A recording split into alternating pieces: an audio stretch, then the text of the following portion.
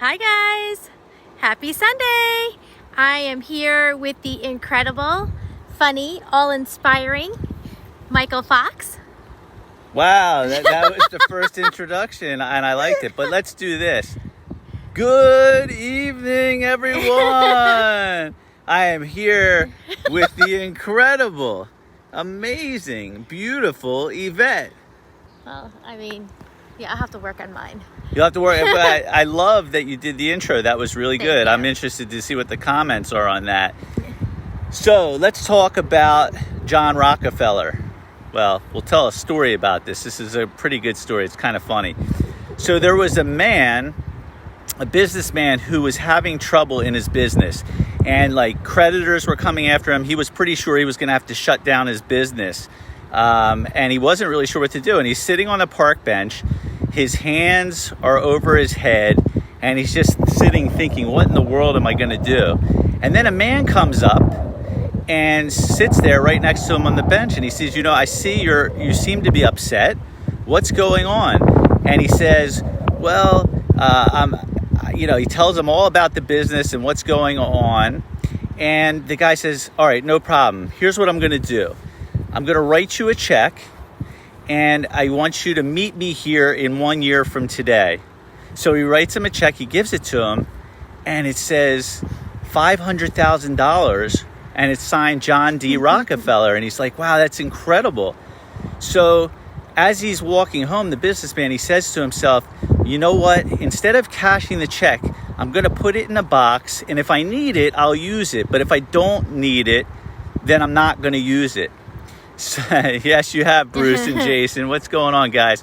So he puts it in a box, and then miraculously he starts dealing with the creditors and starts doing everything. And then before you know it, he's running this unbelievably successful business. And he did it. He actually broke through and did it. And so he says, well, this is great. I'm going to take the check, and I'm going to go back, and I'm going to meet the man. Because it's almost a year later. So he goes back, he's sitting on the bench, and this man comes kind of running over, and it's the guy, and he sees him, and then behind him is a nurse chasing after him. So it turned out that the nurse says, oh, I'm so sorry, sir. I hope he's not bothering you. He likes to tell people he's John Rockefeller, but he's just an old man who's really completely lost it. So here it is. He thought he had this this safety net or this insurance policy that he could tap into.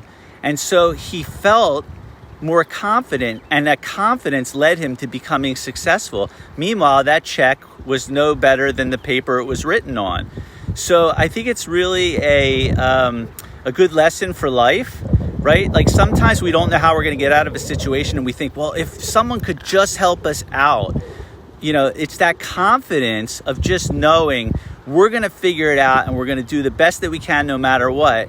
And that will get us hopefully out of that situation. So with that said, sorry for the long story. I'm going to pass it over to Yvette. Okay, so today's gratitude we're going to do is we're going to pick someone that we've been having a hard relationship with. And what we're going to do is we're going to write 10 things about that person that we're grateful for. And I know at first it might not be easy to think of 10 things to be grateful for with someone you're having a hard time with. But, sit down, give yourself a few minutes, and then you write down, you go, John, thank you. I'm grateful for this. I'm grateful for that. And after, a few minutes, you'll be surprised. You'll come up with 10 things. And then after you're done, you'll be very surprised when you read it through that how grateful you are for that relationship with that person. Right. And it helps you to heal. Exactly. So, there are people out there that have offended us, that have hurt us. And, we don't have to go and say anything to them directly. Yeah. But if we just take the time to write down on a piece of paper a few things that we're grateful for about that person, it gives us perspective on the situation. It gives us the ability to look at it from a different light, because there's always something. It doesn't feel like it sometimes, but there's always something we can be grateful for about that person who may have hurt us. So that's it. It's Sunday. We're done. We will see you tomorrow. This whole week, we'll see you at 7:35 a.m. And Bruce, on Friday, we will see you dancing with us. And everyone else, we love you. We love you too, Bruce. I didn't mean to leave you out there. We love you guys, and we thank you for being here. Have a wonderful, wonderful night.